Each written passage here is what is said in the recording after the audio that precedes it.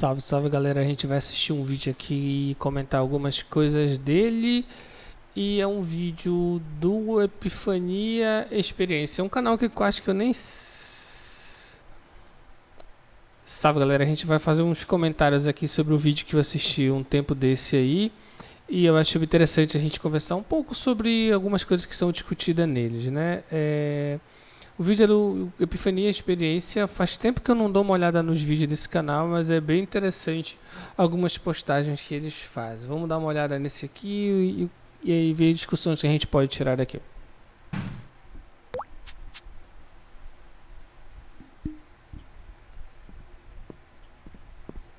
Qual é o seu problema, hein? Não sei, vários. Não, qual é o seu problema com a crença dos outros? Ah, tá. Vários também. E você sabia que a lei garante liberdade de pensamento? Sim. E liberdade de expressão? Sim. E você acha que é dono da verdade, por acaso? Sim. Quer dizer, não. Isso não. Então deixa cada um pensar e falar o que quiser. Mas eu deixo. Não, você impõe o seu pensamento sobre os outros. Ué, mas eu não posso falar o que eu quiser também? Não, pode, mas não assim. Qual o problema de cada um acreditar no que quiser? Ah, essa é uma ótima pergunta. Nos anos 70 teve um cara que ficou mais famoso que Jesus Cristo, Uri Geller. O que ele fazia que era tão incrível? Dobrava colheres. Sei lá, na época era legal isso pelo jeito. Até porque ele não fazia isso como qualquer um, ele fazia isso com os poderes da... Ah, caraca. De fato, isso não foi só da década de 70, cara. Uri Geller foi ali um dos que chamou muita atenção, fez muito sucesso, mas até a década de 90 isso ficou bastante famoso na televisão. A gente tinha ali somente a televisão, né, como um centro de consumo de massa, além de vídeo e cinema e tudo mais. Mas a televisão era aquela coisa que era bem rápida, aquela coisa que chegava a muita gente ao mesmo tempo e era de bem mais fácil acesso do que ter que comprar um aparelho.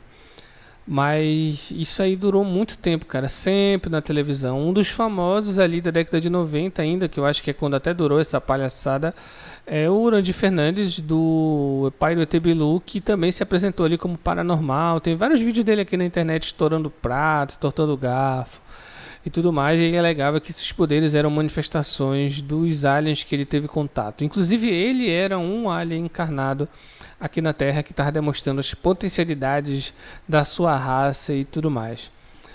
Já começamos bem, hein? Vamos lá.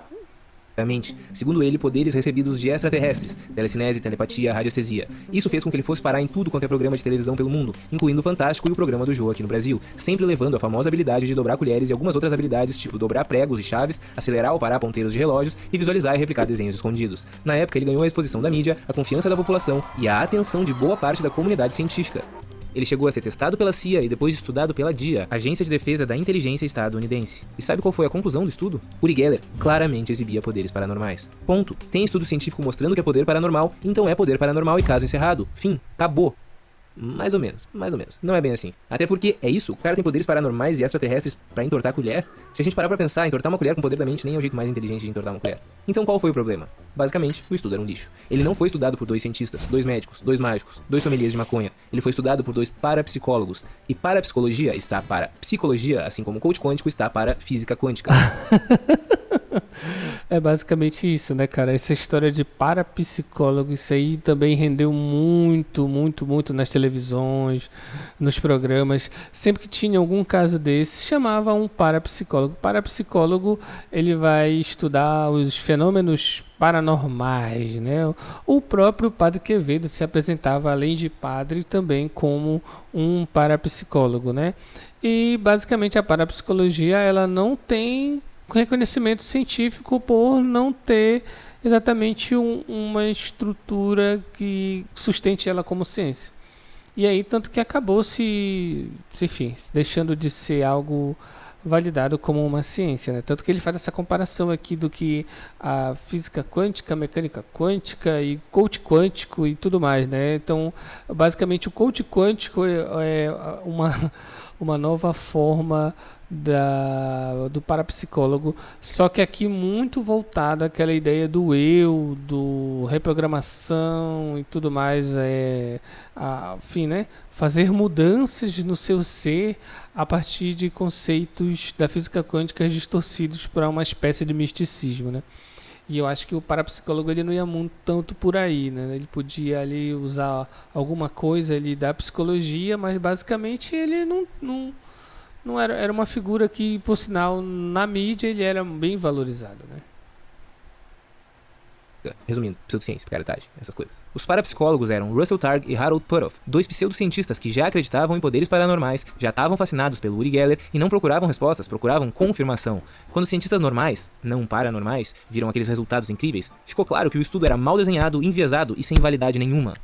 Mas mesmo que isso tenha tirado os parapsicólogos da jogada, não fez nenhum arranhão na credibilidade do Uri Geller, que continuou indo a tudo que é tipo de programa e ficou cada vez mais rico e mais famoso. Só que sempre que surge uma história desse tipo, existe um grupo que gosta de estragar as coisas, o bonde dos rouba-brisa, também conhecidos como céticos. Um desses caras era o James Randi. Ele não só duvidava de toda essa história, ele mostrava que conseguia replicar todos os truques do Uri Geller, e olha só que loucura, sem nenhum poder extraterrestre, como ele mesmo dizia, com puro ilusionismo, que obviamente é o mesmo jeito que o Uri Geller fazia. Mas seria muita inocência acreditar que isso botaria uma pá de cal nesse desastre humano, ou extraterrestre. Uri Geller continuou famoso por décadas, e tem gente defendendo ele até hoje, mesmo que ele tenha perdido bastante credibilidade com o tempo e com alguns fracassos midiáticos, tipo quando ele não conseguiu mostrar nenhuma das suas habilidades paranormais num talk show porque pediram ao James Randi que preparasse os materiais antes da apresentação, prevenindo qualquer tipo de truque. Ou porque ele nunca aceitou o desafio do próprio James Randi, que pagava $1 milhão para qualquer pessoa que provasse em uma situação controlada algum poder paranormal. Aliás, o James Randi morreu sem que ninguém conseguisse passar nesse desafio. Ou quando em 1992 a modelo húngara Helga Farkas foi sequestrada e consultaram Uri Geller, que usou seus superpoderes para prever que ela seria encontrada com boa saúde, sendo que no fim ela nunca mais foi encontrada e declarada morta, provavelmente assassinada. Ou por não ter aceitado na televisão ao vivo o desafio de também $1 milhão do mágico Chris Angel, de simplesmente adivinhar o que estava escrito em um envelope fechado, que teoricamente era um dos superpoderes principais do Uri Geller. E claro,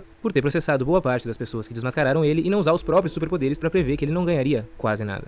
Ele processou até a Nintendo por causa do Pokémon Kadabra. Lembra da colherzinha que ele segurava? Que, aliás, foi um dos poucos que surtiu efeito, fazendo com que a carta Kadabra ficasse disponível por 18 anos. Isso aí, cara, já é inadmissível, né? É muito doido, né, isso? Porque, de fato, a mídia produzia e criou o fenômeno, né? O cara podia estar lá entortando os garfos dele sem que ninguém desse atenção, e enfim...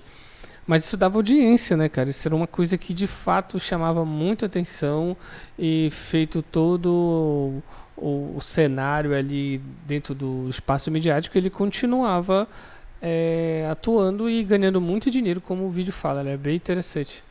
É muito doido assim, né? Como de fato a opinião é manipulada e é rentável a partir da divulgação.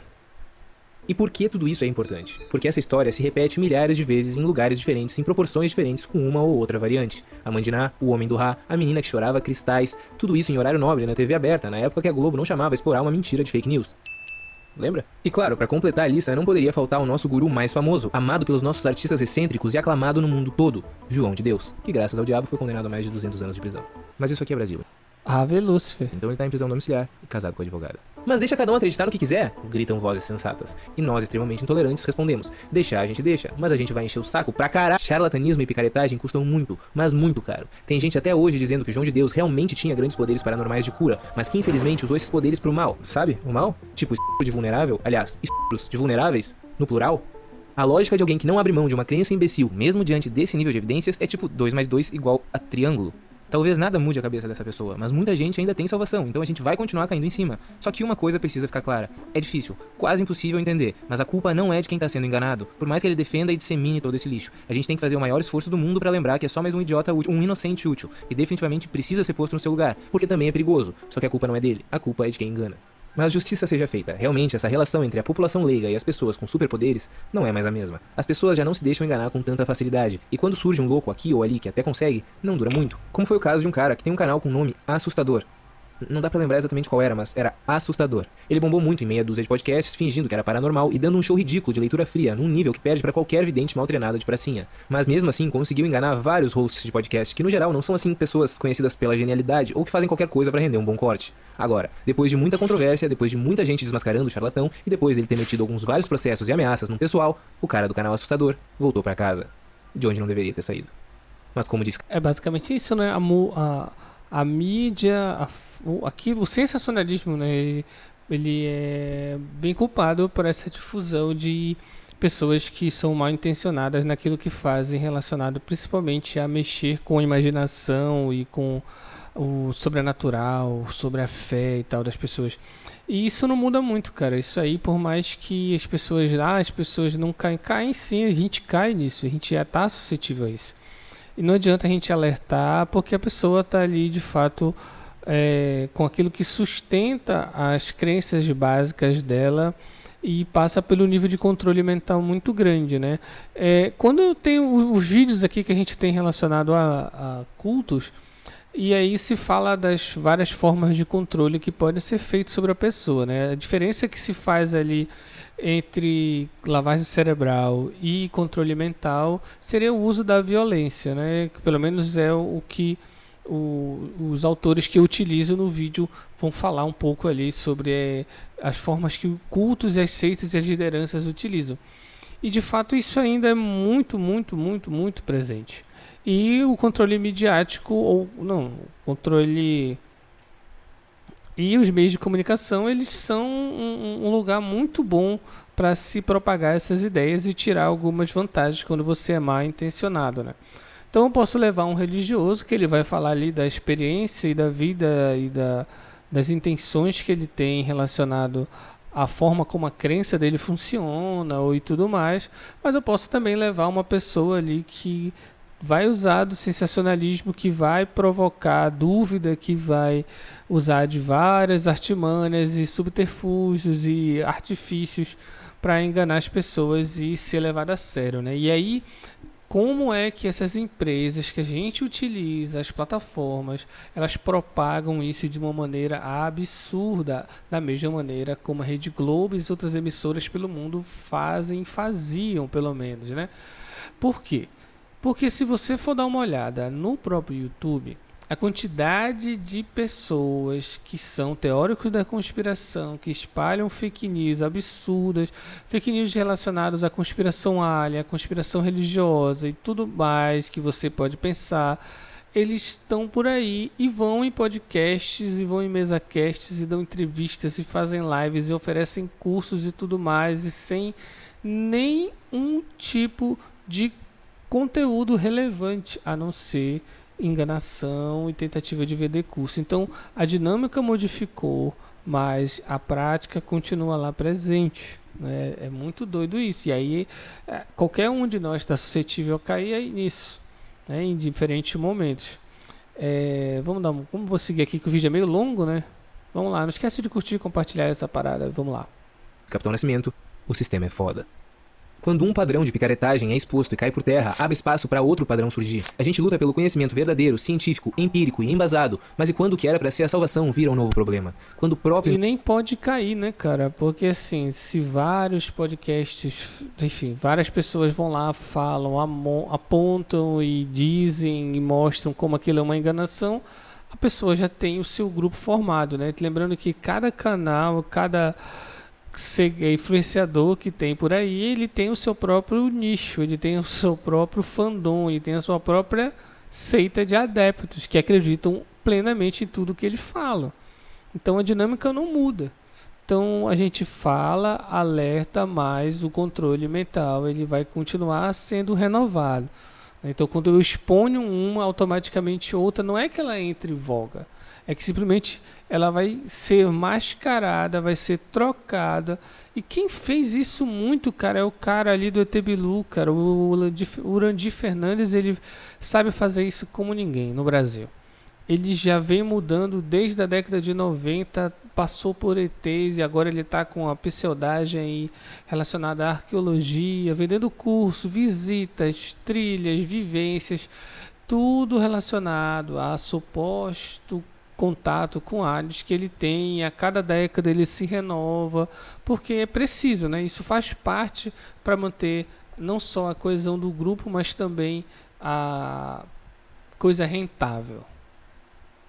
O enganador se define como cético, quando o superpoder se transveste de ciência. A guerra agora é linguística, é semântica, é uma ressignificação dos termos e do real significado das palavras. Ele fala como se nadasse em artigos científicos, como se tivesse bases sólidas, como se usasse estudos validados, e o mais importante de tudo, ele tem um certificado, que muito em breve no dicionário vai significar 1. Pedaço de papel para ser pendurado na parede. 2. Pedaço de papel para contar horas extras na faculdade. Ou nem isso.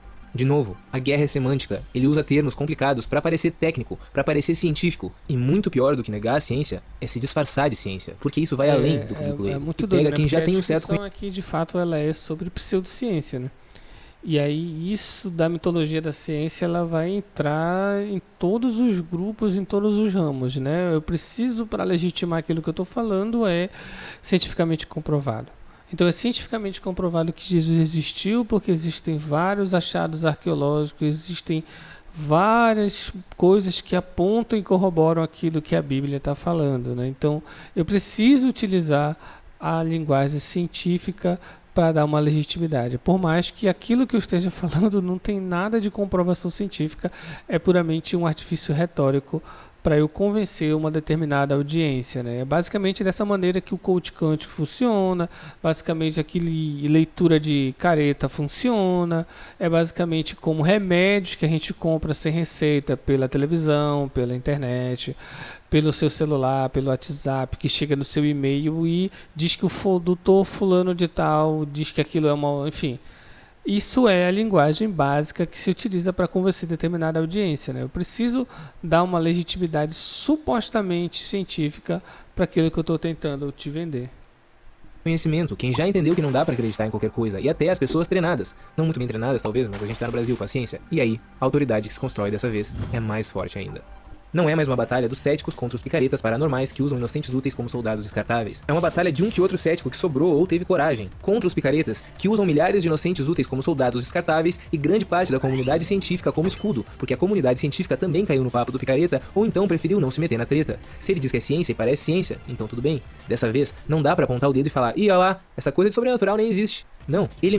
É muito doido, né? Porque, de fato, eu lembro... Tem alguns textos do antigo ensino médio, né? Porque agora eu não sei como é que tá. Que é a parte, né? A ideologia da ciência, né? Quando tinha uns tópicos que se trabalhava em sala de aula, era justamente discutir, né, se a ciência tem ideologia ou não, né? Para tentar pensar que a ciência ela não tem neutralidade, né? Ela sempre parte de determinado tipo de grupo, determinado tipo de... investimento que é feito para desenvolver determinada técnica, determinada tecnologia para poder se alcançar um objetivo, né? Então, essa ideia de que a ciência é neutra, ou que os cientistas simplesmente eles aceitam, e de fato porque eles não têm, eles são bancados pelo determinado grupo que ele não pode fazer uma oposição a quem banca a sua pesquisa, né? Ou algo nesse sentido, assim. Ele mesmo fala que não tem nada de sobrenatural, nada de paranormal. É tipo um herói que não tem superpoderes, mas que mesmo assim trabalha com todas as forças pra combater o mal. Um herói sem esse papo de energia e que não nasceu diferente de ninguém, mas que se esforçou tanto que desenvolveu uma habilidade quase sobre-humana. É como se fosse o Batman da vida real. Claro que isso é uma metáfora, não é ninguém específico. Tá, mas e se essa habilidade quase sobre-humana não funcionar? Se tudo que ele tiver dito que é científico não for científico? Se os artigos forem obsoletos e os estudos enviesados? Se tudo que ele usa como prova já tiver caído por terra, cientificamente falando? Resumindo, não existe leitura de microexpressões faciais, beleza? Isso é considerado lixo no meio científico. É ultrapassado, não é ciência. Mas então como eles usam isso em tribunal? Como que a polícia dos Estados Unidos usa essas técnicas em interrogatório? Gritam vozes sensatas. Pois então, lembram do Uri Geller? Do estudo com a Agência de Defesa da Inteligência Estadunidense? Aquilo ali foi só o começo do que viria a ser o projeto Stargate, que durou mais de 2 décadas e gastou mais de 20 milhões de dólares, muito mais do que 20 milhões de dólares, isso é só o que eles divulgaram até agora, em pesquisas sobre habilidades paranormais, com tanta gente estranha que Uri Geller parecia o cara mais normal do mundo. Tinha desde gente tentando atravessar a parede até gente tentando matar a cabra com o poder da mente.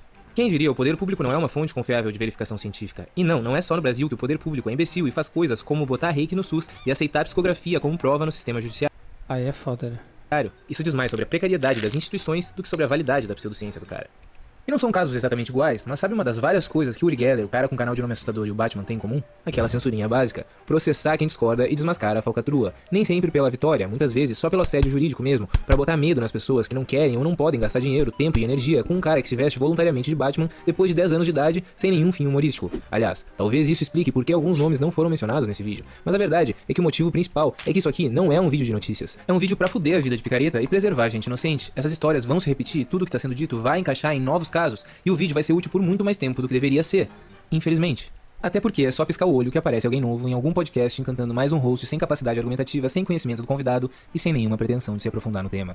Tenta imaginar mais uma personagem hipotética, sem nenhuma relação com a realidade, claro. Só um experimento das nossas mentes inquietas. Tenta imaginar uma psiquiatra que diagnostica pessoas baseada em manchete de jornal, sem nunca ter falado com essa pessoa. Isso era pra soar absurdo e antiético, mas pra muita gente soa como uma habilidade extraordinária, um conhecimento acima da média. Como ela sabe tanto?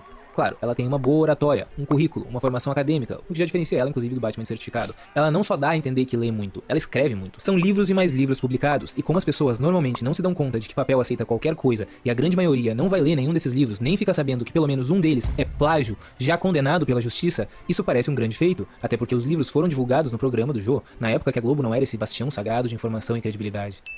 Lembra? Só que não para por aí, ela tem informações privilegiadas de alguns casos sobre os quais ela não pode falar, mas que mesmo assim faz questão de deixar claro que tem informações privilegiadas sobre as quais ela não pode falar, só para que você saiba o quão importante ela é. Toda essa autoridade, mesmo que misturada com um conhecimento que fica entre o razoável e o questionável da própria área, de novo, pega um bando de inocente útil. De repente, regada a elogios e fascinação de gente buscando uma nova autoridade para chamar de sua, o problema já não é só a falta de ética, a falta de compromisso com a saúde mental das pessoas e o conhecimento quase precário sobre aquilo que ela se vende como especialista. Agora ela tem Não, eu não tô nem aí, mano, porque as pessoas vão sentir. Eu quero que elas comprem meu curso, comprem meu livro.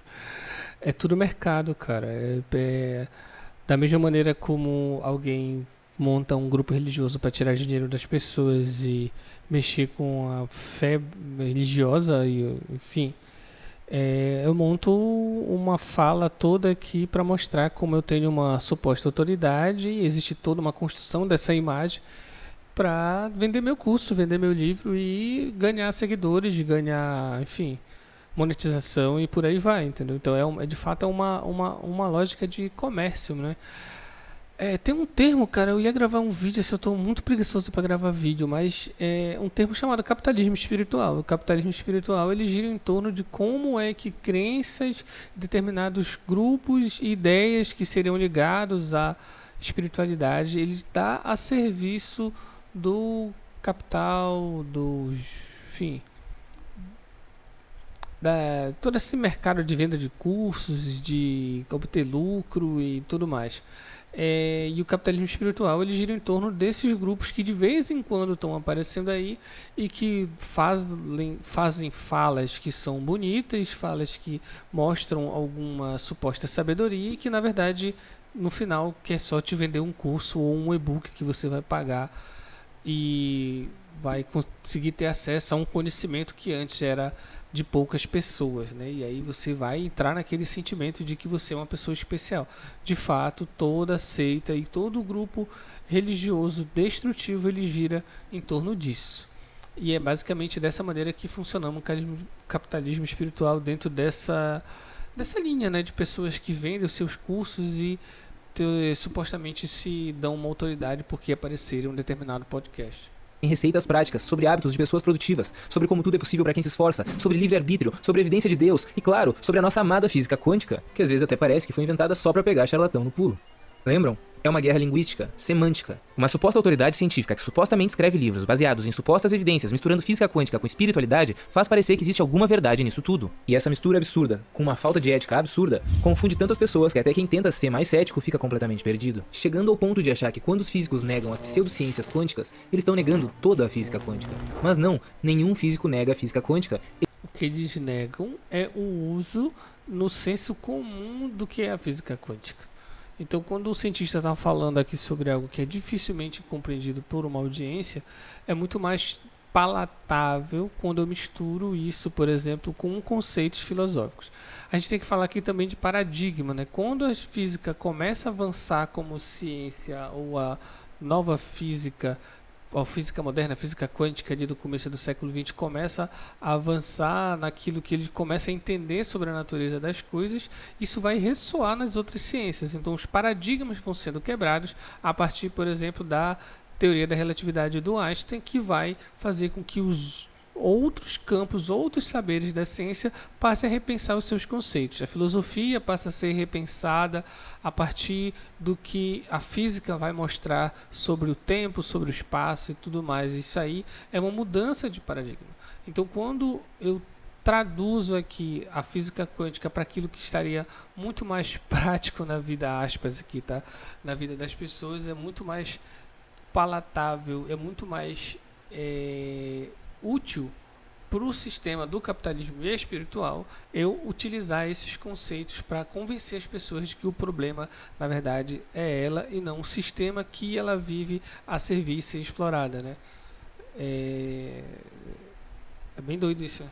Eles só deixam claro que ela não tem nada a ver com o poder da mente ou a lei da atração e esse tipo de coisa, mas ajuda a fazer uma máquina de ressonância magnética, que é uma beleza. Será que ele não vai falar de religião? Se fala de religião, eu duvido que ele não fala de religião. Ele odeia toda religião. Totalmente intolerante. Claro que não. O próximo tema é arqueologia. Ele já falou, cara, o que é mais interessante. Todos esses temas aqui que foram tratados até aqui, de alguma forma a gente já falou aqui no canal, quando a gente foi falar justamente sobre seitas, sobre culto, mitologia da ciência. Então tudo isso aqui de fato é religião contemporânea.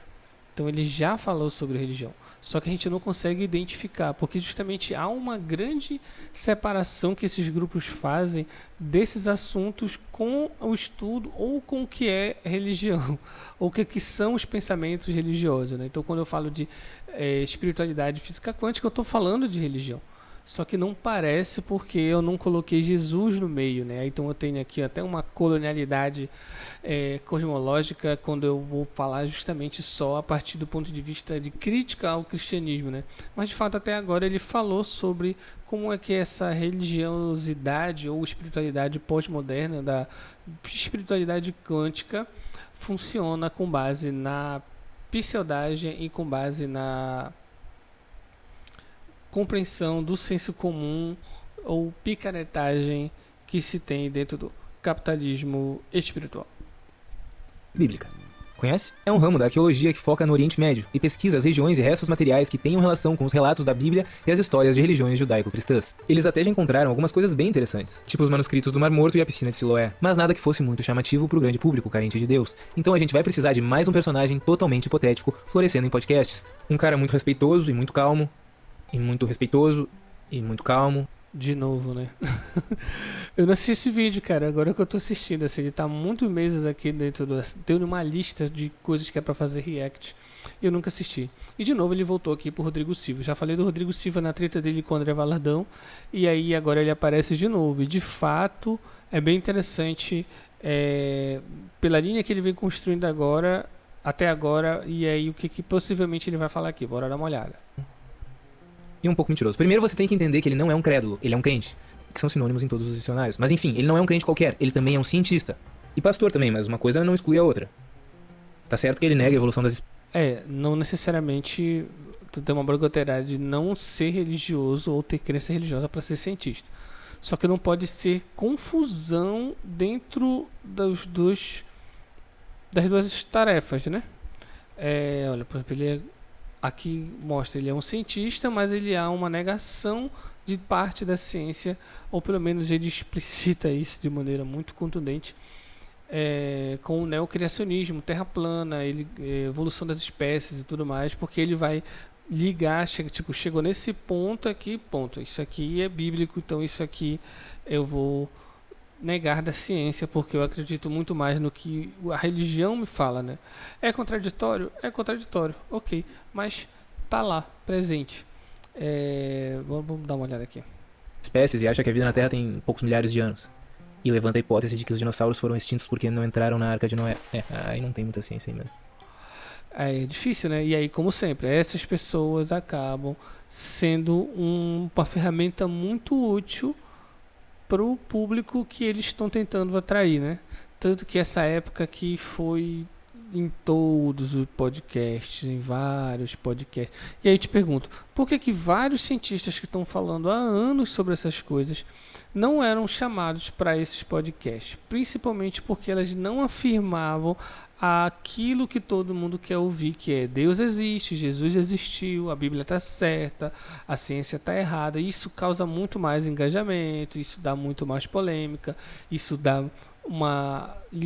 é a linguagem do sensacionalismo relacionado a essa discussão de céticos, ateus e religiosos, e mascara que aquilo que a pessoa está falando não é ciência, basicamente, mas é muito útil para dar audiência. Mas pelo menos ele foi no programa do Jô, mais de uma vez. Na época que a Globo não se importava muito com o rigor científico. Lembra? Depois de tudo isso ele também disse que é cético. Só que é um ceticismo diferente, o ceticismo da fé. Dos mesmos criadores de sou muito cético para ser ateu. Sabe aquelas ideias de que o universo é muito perfeito e de que do nada nada se cria, então tudo indica que existe um criador, que por algum motivo não entra nessa regra de que do nada nada se cria, e eles dizem que sempre existiu? Que é um argumento, aliás, que se fosse válido também funcionaria para defender a teoria de que a gente vive numa simulação ou de que a gente foi criado por extraterrestres, mas paciência. Talvez o Uri Geller seja o nosso criador. Fé significa crença.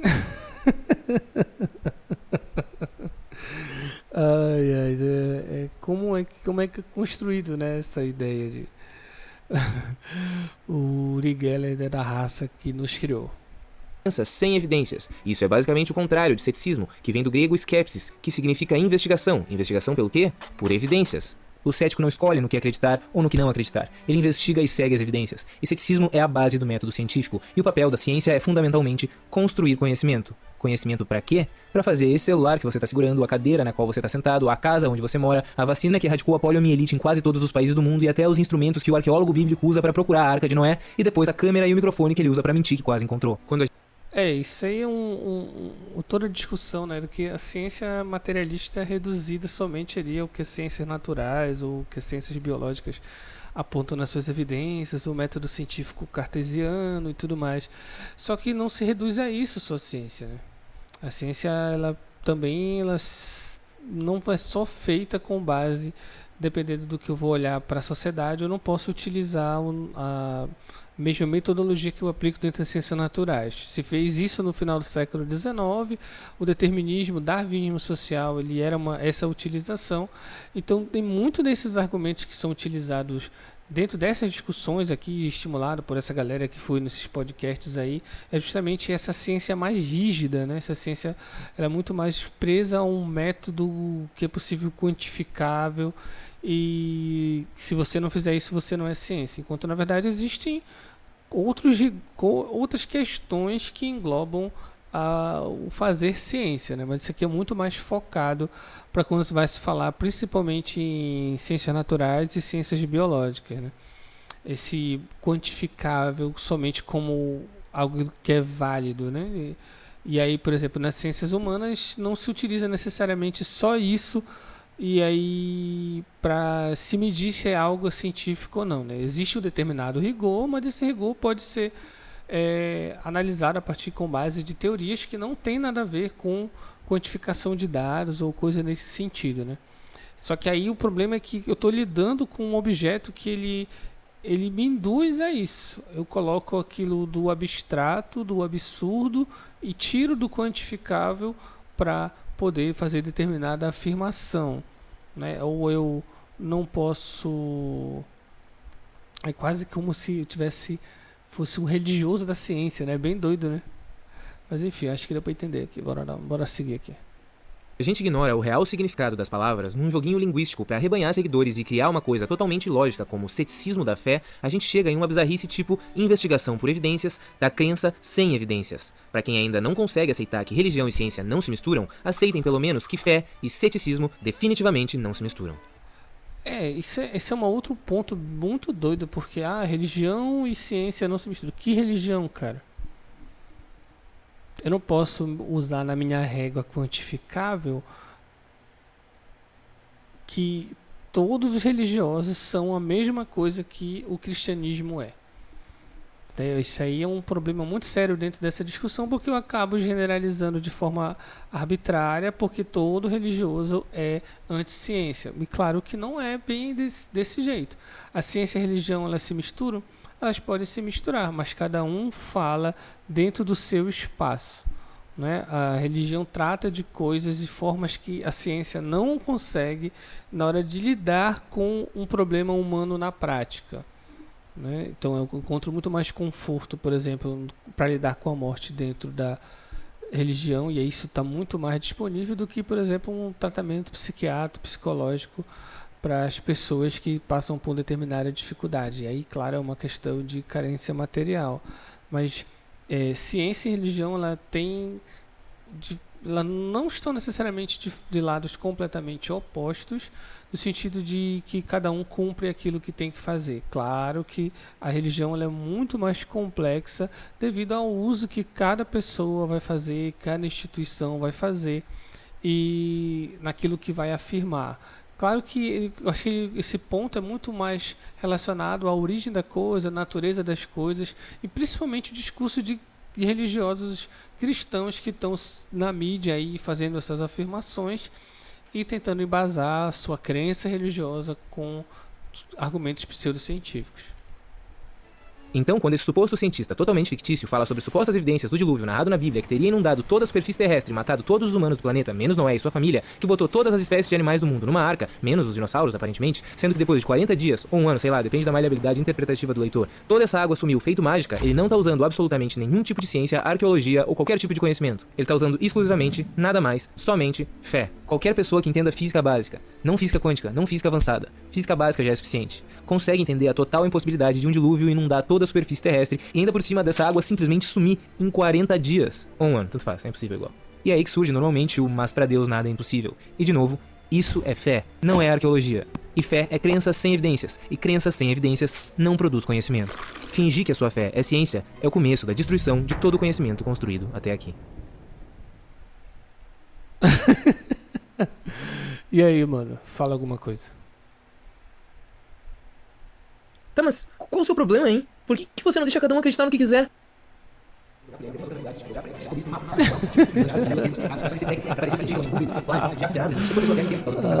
Ai, coisas que não vale a pena discutir, né, mano?